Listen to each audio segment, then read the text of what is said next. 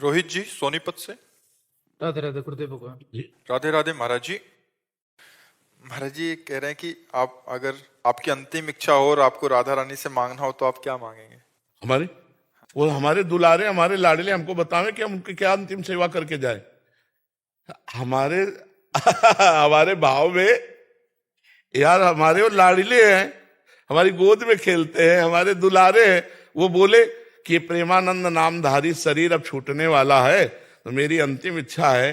तो वो बोले क्या अंतिम इच्छा? हमारी अंतिम इच्छा तो हमारी तो हो गई अंतिम इच्छा, हमारी अंतिम इच्छा हो गई। क्या प्यारे जो हमारे मिल गए, अब उनकी अंतिम इच्छा हम पूरी करने के लिए, हम अपनी अंतिम इच्छा थोड़ी, हम तुमसे बात कर रहे हैं उनकी इच्छा पूर्ति के लिए, अपनी इच्छा के लिए नहीं। अब समझ पाओ तो समझ पाओ।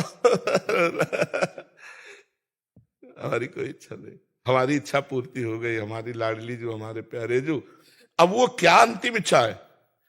ये देखो अंतिम इच्छा करवाते जा रहे हैं, जीवन के अंतिम पड़ाव पर पहुंच रहे हैं, तो ये उन्हीं की तो बल से सेवा हो रही, वही सेवा करवा रही है, उनकी अंतिम इच्छा है। नहीं हमारी कोई अंतिम इच्छा थोड़ी है, हमारा कोई, वही उनकी इच्छा है।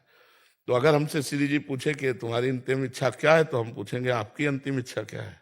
इस शरीर का अंतिम होने जा रहा है, अब इससे आखिरी सेवा क्या लेना चाहती है? क्योंकि हम आपके पास चल रहे हैं। महाराज जी उनको प्राप्त करने के बाद सब इच्छाएं खत्म हो जाती हैं, उनको उनसे मिलने की भी एक वैसा लौकिक इच्छा तो रहती ही नहीं है। मतलब कुछ न, जैसे इस घड़ी का सेलाएं चलो, भगवत प्राप्ति के बाद भी कुछ मतलब चाहते हैं। हम कह रहे हैं घड़ी का सेलाएं चलो, अब इस घड़ी की ताकत है कि सेकंड घुमा सके, बस सेल बात है। देहाभिमान देहाभिमान, अब जब तक साधना नहीं करोगे तो भाषा हमारी कैसे? देहाभिमान प्रभु के चरणों में गया, खत्म।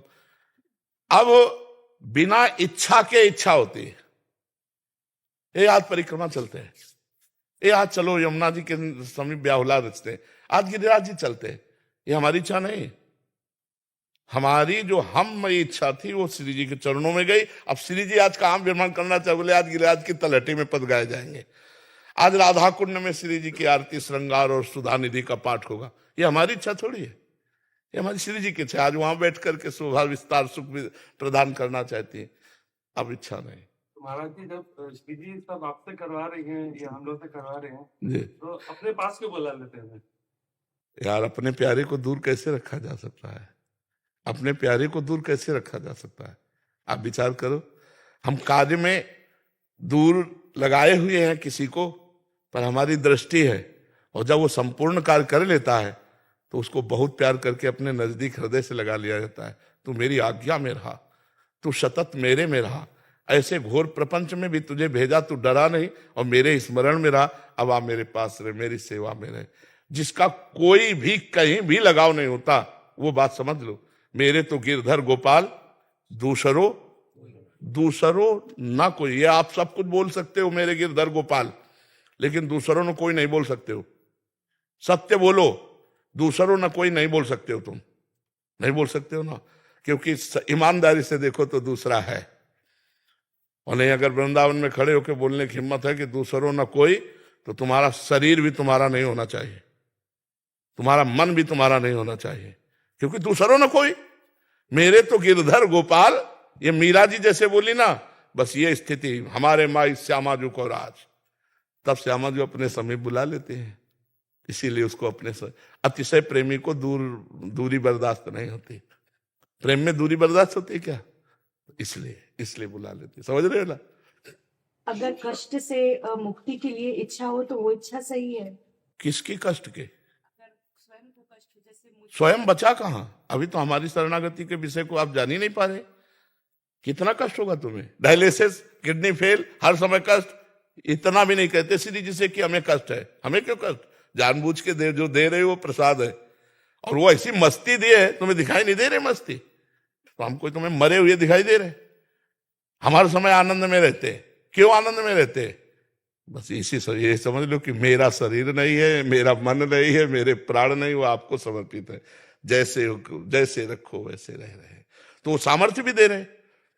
एक इंजेक्शन में ताकत होती है कि बेहोश कर दे तो हाथ काट ले, कोई फर्क नहीं पड़ता। प्रेम में, अरे प्रेम में तो देखो बताया ना, देश प्रेम में चूमा फंदा और फांसी का ऐसे डाल लिया जैसे ब्याह का जयमाला, अपने को सूट कर लिया चंद्रशेखर आजाद जी ने। नहीं, जब आखिरी गोली बची तो अपने को शूट कर लिया।